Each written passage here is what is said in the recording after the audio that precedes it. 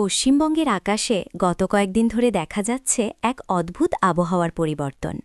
সকাল থেকে আকাশে মেঘের আনাগোনা, কোথাও কোথাও হালকা বৃষ্টি, আবার কোথাও আর্দ্র গরম। এই ধরনের আবহাওয়া অনেক সময় বড় কোনো আবহাওয়া পরিবর্তনের ইঙ্গিত দেয়।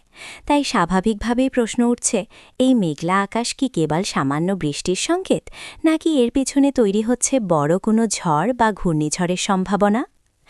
আবহাওয়াবিদদের মতে এই সময়ে বঙ্গোপসাগরের ওপর তাপমাত্রা ধীরে ধীরে বাড়তে থাকে। সমুদ্রের উষ্ণ জল থেকে প্রচুর জলীয় বাষ্প উপরে উঠতে শুরু করে। সেই বাষ্প যখন ওপরের ঠান্ডা বাতাসের সাথে মিলিত হয়, তখন সৃষ্টি হয় মেঘমালা। এই মেঘমালার মধ্যেই অনেক সময় তৈরি হয় বজ্রঝড়, কালবৈশাখী কিংবা নিম্নচাপ। বর্তমানে পশ্চিমবঙ্গের অনেক জেলায় আকাশ মেঘলা থাকার প্রধান কারণ হল বাতাসের দিক পরিবর্তন এবং বঙ্গোপসাগর থেকে আসা আর্দ্র বাতাস। দক্ষিণ দিক থেকে আর্দ্র বাতাস প্রবেশ করছে রাজ্যে। সেই কারণে আকাশে মেঘ তৈরি হচ্ছে এবং অনেক জায়গায় হালকা বৃষ্টির সম্ভাবনা দেখা যাচ্ছে। দক্ষিণবঙ্গের জেলাগুলির মধ্যে দক্ষিণ ২৪ পরগনা, উত্তর ২৪ পরগনা, পূর্ব মেদিনীপুর এবং হাওড়া ও কলকাতা এলাকায় মেঘলা আকাশের প্রবণতা বেশি দেখা যাচ্ছে। এই জেলাগুলিতে মাঝে মাঝে হালকা বৃষ্টি এবং দমকা হাওয়া বইতে পারে। বিশেষ করে বিকেলের দিকে কালো মেঘ জমে বজ্রসহ বৃষ্টির সম্ভাবনা তৈরি হতে পারে।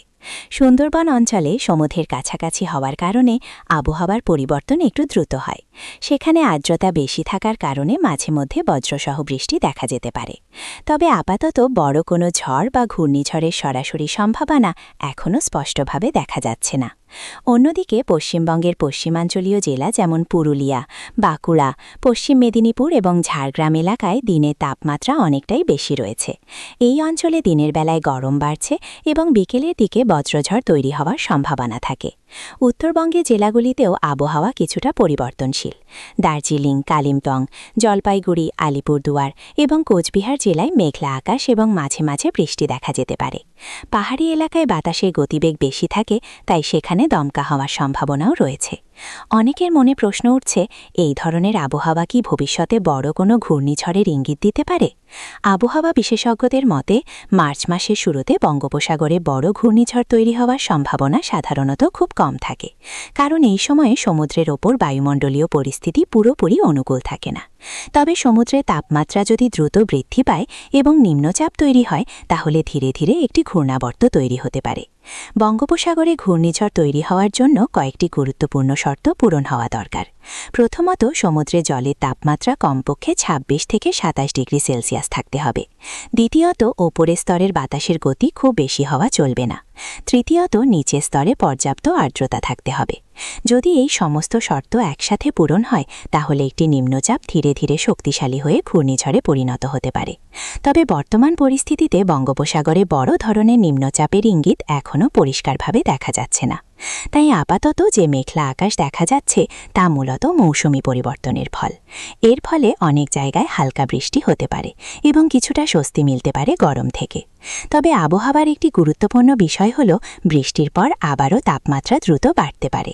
অনেক সময় দেখা যায় ১ বা ২ দিন বৃষ্টি হওয়ার পর আকাশ পরিষ্কার হয়ে গেলে তাপমাত্রা আরও দ্রুত বৃদ্ধি পায়। তখন গরম এবং আর্দ্রতার কারণে অস্বস্তি অনেক বেড়ে যায়। পশ্চিমবঙ্গের অনেক জেলায় আগামী কয়েকদিনের মধ্যে দিনের তাপমাত্রা ৩২ থেকে ৩৫ ডিগ্রি সেলসিয়াসের মধ্যে থাকতে পারে। দক্ষিণবঙ্গের কিছু জায়গায় তাপমাত্রা আরও বেশি বাড়তে পারে। এই ধরনের গরম এবং আর্দ্রতার পরিবেশ বজ্রঝড় তৈরি হওয়ার জন্য অনুকূল। তাই বিকেলের দিকে হঠাৎ কালবৈশাখীর মতো ঝড় তৈরি হওয়ার সম্ভাবনাও উড়িয়ে দেওয়া যায় না। বিশেষ করে দক্ষিণবঙ্গের জেলাগুলিতে কালো মেঘ জমে হঠাৎ দমকা হওয়া এবং বজ্রসহ বৃষ্টি হতে পারে। এই ধরনের ঝড় সাধারণত খুব অল্প সময় স্থায়ী হয়, কিন্তু এর প্রভাব অনেক সময় বেশ তীব্র হয়। বাতাসের গতিবেগ অনেক সময় ৪০ থেকে ৬০ কিলোমিটার প্রতি ঘন্টা পর্যন্ত পৌঁছে যেতে পারে। এর ফলে গাছের ডাল ভেঙে পড়া, বিদ্যুৎ লাইনে সমস্যা হওয়া ইত্যাদি ঘটনা ঘটতে পারে। তাই এই সময় সবাইকে একটু সতর্ক থাকতে হবে। বিশেষ করে খোলা মাঠে কাজ করা মানুষদের বজ্রপাত থেকে সাবধান থাকতে হবে। মৎস্যজীবীদের জন্য আবহাওয়ার খবর জানা খুব গুরুত্বপূর্ণ। সমুদ্রে যাওয়ার আগে অবশ্যই আবহাওয়ার পূর্বাভাস দেখে নেওয়া দরকার, কারণ হঠাৎ দমকা হাওয়া এবং বজ্রঝড় সমুদ্রের উপর পরিস্থিতি খারাপ করে দিতে পারে। আবহাওয়াবিদরা জানাচ্ছেন, আগামী কয়েকদিন পশ্চিমবঙ্গে আকাশ আংশিক মেঘলা থেকে মেঘলা থাকতে পারে। কোথাও কোথাও বজ্রসহ বৃষ্টির সম্ভাবনা রয়েছে। তবে বড় কোনো ঘূর্ণিঝড়ের সরাসরি সম্ভাবনা আপাতত দেখা যাচ্ছে না। তবে আবহাওয়ার পরিবর্তন খুব দ্রুত হয়, তাই বঙ্গোপসাগরের ওপর যদি কোনো নিম্নচাপ তৈরি হয় তাহলে পরিস্থিতি দ্রুত বদলে যেতে পারে। সেই কারণে আবহাওয়ার আপডেট নিয়মিত জানা খুবই জরুরি। এখন বিস্তারিতভাবে দেখে নেওয়া যাক পশ্চিমবঙ্গের বিভিন্ন জেলায় আগামী কয়েকদিন কেমন আবহাওয়া থাকতে পারে এবং মেঘলা আকাশের এই পরিস্থিতি ভবিষ্যতে কোন দিকে যেতে পারে। প্রথমে যদি দক্ষিণবঙ্গের কথা বলা হয়, তাহলে দক্ষিণবঙ্গের বেশিরভাগ জেলাই এখন দিনের বেলায় গরমের তাপমাত্রা ধীরে ধীরে বাড়ছে। তবে বাতাসে আর্দ্রতার পরিমাণ বেশি থাকার কারণে আকাশে মেঘ জমছে এবং অনেক জায়গায় হালকা বৃষ্টি দেখা যাচ্ছে। দক্ষিণ ২৪ পরগনা জেলায় বিশেষ করে ভাঙড়, ক্যানিং, বাসন্তী, কাকদ্বীপ এবং সুন্দরবন সংলগ্ন এলাকায় আকাশ অনেক সময় মেঘলা থাকতে পারে। এই জেলায় বঙ্গোপসাগরের প্রভাব বেশি থাকার কারণে মাঝে মধ্যে দমকা হাওয়া এবং বজ্রসহ বৃষ্টি হওয়ার সম্ভাবনা রয়েছে। বিকেলের দিকে কালো মেঘ জমে হঠাৎ বজ্রঝড় দেখা যেতে পারে। উত্তর ২৪ পরগনা জেলাতেও একই ধরনের আবহাওয়া দেখা যেতে পারে। বারাসাত, বসিরহাট, হাবড়া এবং বনগাঁ এলাকায় আকাশ আংশিক মেঘলা থাকতে পারে এবং মাঝে মাঝে বজ্রসহ বৃষ্টি হতে পারে। দিনের তাপমাত্রা ধীরে ধীরে বাড়লেও রাতের দিকে কিছুটা আরামদায়ক আবহাওয়া থাকতে পারে। কলকাতা ও পার্শ্ববর্তী এলাকায়ও এখন আর্দ্র গরম অনুভূত হচ্ছে। দিনের বেলায় তাপমাত্রা ৩৩ থেকে ৩৪ ডিগ্রি সেলসিয়াসের কাছাকাছি থাকতে পারে, তবে বিকেলের দিকে মেঘ জমে বজ্রসহ বৃষ্টি হওয়ার সম্ভাবনা উড়িয়ে দেওয়া যাচ্ছে না। হাওড়া এবং হুগলি জেলায়ও একই ধরনের আবহাওয়া থাকতে পারে। আকাশ আংশিক মেঘলা থাকবে এবং কোথাও কোথাও বজ্রসহ বৃষ্টি হতে পারে। দিনের তাপমাত্রা ধীরে ধীরে বাড়লেও রাতের দিকে কিছুটা আরামদায়ক আবহাওয়া থাকতে পারে।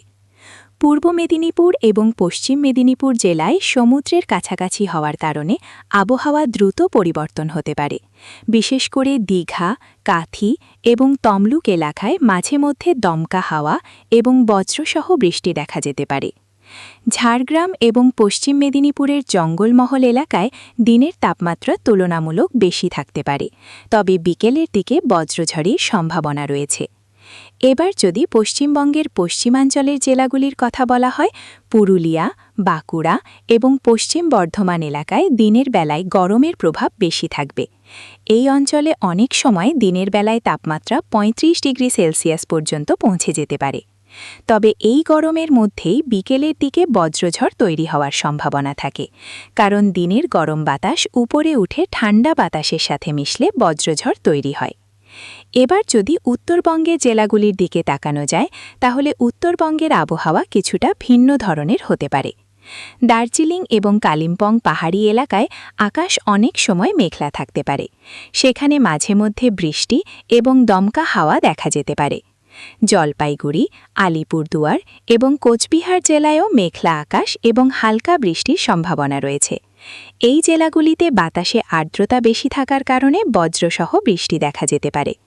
মালদা এবং উত্তর দিনাজপুর জেলায় দিনের বেলায় গরম কিছুটা বেশি থাকতে পারে, তবে বিকেলের দিকে মেঘ জমে বৃষ্টি হওয়ার সম্ভাবনা রয়েছে।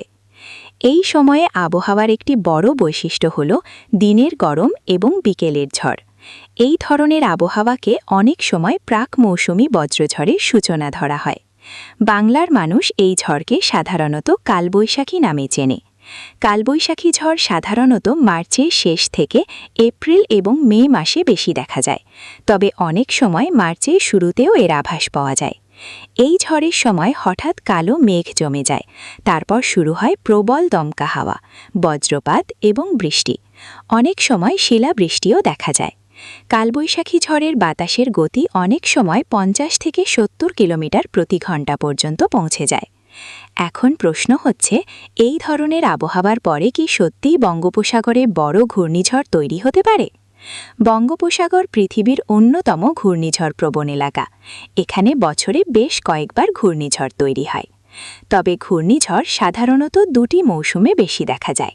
একটি হল এপ্রিল থেকে জুন মাসের মধ্যে এবং অন্যটি অক্টোবর থেকে ডিসেম্বর মাসের মধ্যে। মার্চ মাসে সাধারণত বড় ঘূর্ণিঝড় খুব কম তৈরি হয়। তবে যদি বঙ্গোপসাগরের জলের তাপমাত্রা দ্রুত বৃদ্ধি পায় এবং নিম্নচাপ তৈরি হয়, তাহলে ধীরে ধীরে একটি সাইক্লোন তৈরি হওয়ার সম্ভাবনা তৈরি হতে পারে। ঘূর্ণিঝড় তৈরি হওয়ার প্রক্রিয়া অনেকটা ধাপে ধাপে ঘটে। প্রথমে সমুদ্রের ওপর একটি নিম্নচাপ তৈরি হয়, তারপর সেটি শক্তিশালী হয়ে গভীর নিম্নচাপে পরিণত হয়। এরপর সেটি আরও শক্তিশালী হলে ঘূর্ণিঝড়ে রূপ নেয়। এই পুরো প্রক্রিয়াটি সম্পূর্ণ হতে অনেক সময় কয়েকদিন লেগে যায়।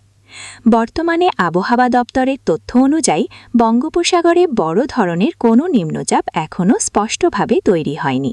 তাই আপাতত যে মেঘলা আবহাওয়া দেখা যাচ্ছে তা মূলত মৌসুমি পরিবর্তনের ফল। তবে আবহাওয়ার উপর নজর রাখা খুবই গুরুত্বপূর্ণ, কারণ কখন কোন পরিস্থিতিতে নিম্নচাপ তৈরি হয়ে যেতে পারে তা আগে থেকে বলা কঠিন।